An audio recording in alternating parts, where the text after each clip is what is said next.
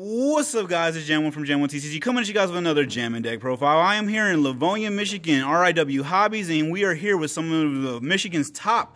We went to the regional, and this guy did really well. Second place, to be exact. Who is this guy? Ray Dai.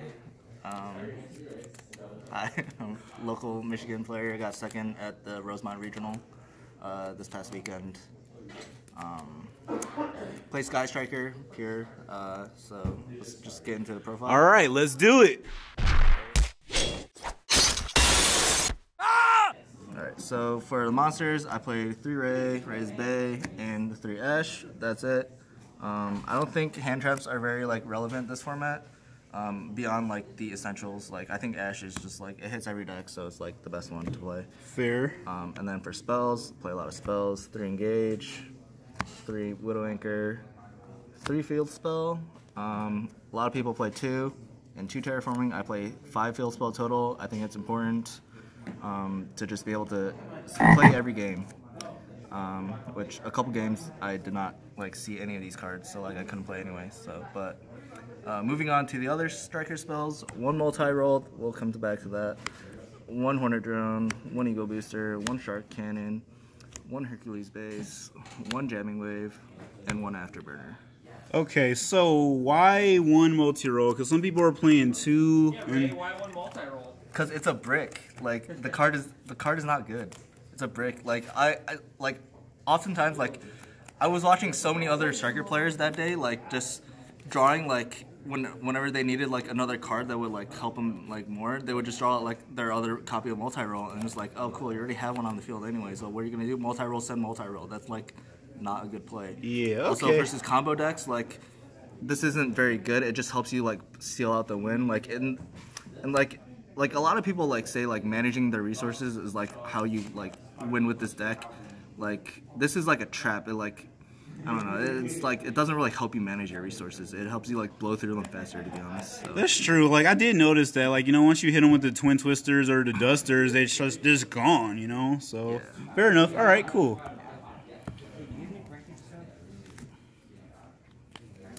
Alright, so for the other spells, these are Consistency, Upstart Goblin, Reinforcement of the Army, and 2 Terraforming. These are just to basically help me get to my Link monsters faster. And then for the tech spells are 3 Twin, 2 MST, ooh, 2 Call by the Grave. Nice, MST, spicy. So just additional removal and a spell in the graveyard, right? Yeah, basically, these can also combo with the field spell, so that you can summon Ray from deck if you really need to. Doing this on the field spell really is not good, but it's sometimes you have to do it. For sure. And then this is so you don't get hand trapped yourself. In the mirror match, it's okay. These are also superb in the mirror match and versus other decks, and even game 1, if you're going first against a combo deck. It's not terrible because you can block a midfield breaker, or you can pop the Phantom Knight trap when they summon it. Go to summon it, you just chain this, destroy it, or even Thunder Dragon if you end up going first. They play Brilliant Fusion now, so you can just chain this to Brilliant, and then no, that's dead too. So overall, I thought this was pretty good. Nice, I like it. I actually only played 2 matchups where I actually wanted it, and this was only 2 mirrors. And the rest were just combo decks, and I still did fine. Nice. It's gonna take a while to load. And then for trap cards, I played a lot of trap cards. So 1 Solemn Warning. I chose this over Strike because it stops Danko Sekka, and I figured there'd be a lot of Thunder, or Thunder would be popular. And I did play against 3 variants of Thunder, so it worked out pretty well. And then the second trap I played was 3 copies of Impermanence. So good. This was just basically my 4th, 5th, and 6th hand trap. Against for game 1. Also, it worked well as a counter to Thunder Dragon, so if they make Colossus, I could just Impermanence it and then continue with my day.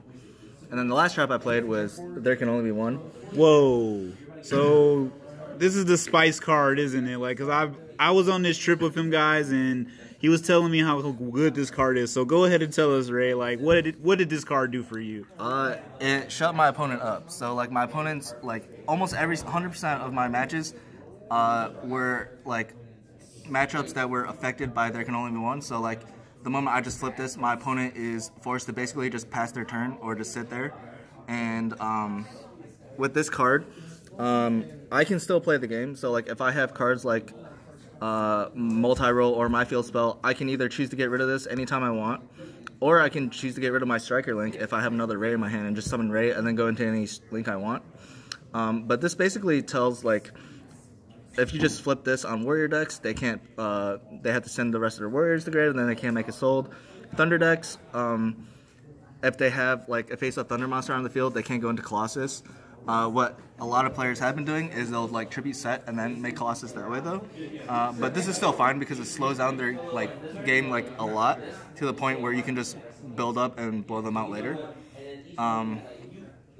And I also, like, there were like multiple cases of where I just completely brick going first, and then like I'll set 4, but this is one of the cards, and then my opponent will attempt to go off. I'll flip this, they'll pass, and then like a turn or so later, I'll like draw my Ray. You got your stuff back. Yeah, nice. I'll draw my Ray, and then I just basically the game's there. Awesome, cool. So on to side deck or extra deck? Let's do the extra. All right. So for the extra is 3 Hayate, 3 Kagari, ultis, of course, and 3 Shizuku, ultis, of course. Nice. Ultis are pretty nice. Yeah, so standard 9. Yep. I never went into like the 3rd Hayate, but it was just there. Just in case. So Nightmares, I played Phoenix and Unicorn. Link 4s, I played Bomber Dragon and Boral Sword. Ooh, nice. Bomber Dragon. How clutch was Bomber Dragon? I never made it. Fair. Alright, and then the Link ones I played were Mermaid and Clara. Both never came up. The only one out of these 6 I made was this, and this was also just like irrelevant when I made it, so it wasn't even that great. Fair, but you know you need some type of utility just in case. Yeah. On to side. Yeah, side tokens. So I sided most of my hand traps for the Rango deck. I figured my game 1 I would just take it. If it happened, it happened. But so I played 2 Ghost Spell, which is also good against Thunder. 2 Ogre, which is good against the Rango deck, and basically any deck that makes summon Sork. And then 2 Gamma Seal. This was like, I didn't know what else to play, so I just put Gamma Seal in there, hoping it would work out. It never came up. Fair enough. I drew it once, it didn't even matter. So spells, I played 3 Shared Ride and the 3rd Call by the Grave. This was for the mirror match. This was for any time I was going first and I felt that like my opponent would be siding heavy hand traps, so like any natural going second deck, I would like put this in against, stuff like that. And then for the rest of traps, I played 2 Heavy Storm Duster and 3 Evenly Matched. So there's, like, you can see there's a ton of back row hate. Yeah. I did not want to lose to Ultrageist or Draco at all. Fair. Well, I'm glad I didn't have to face all that back row hate either, so cool. All right, man, that does it for the deck profile. So tell them who you are, man. This guy, if you guys don't know, he has taught multiple YCSs, and he's been out here winning in these events like this at regionals. Like, any comments, shout outs, anything you want to add to the deck, anything you would have done differently, or anything you want everybody to know about you? Well, first of all, shout outs to RW for letting us do the deck profile here. Shout outs to Pando, all the locals in Michigan. Shout outs to everyone that, like, from Michigan that went to the regional.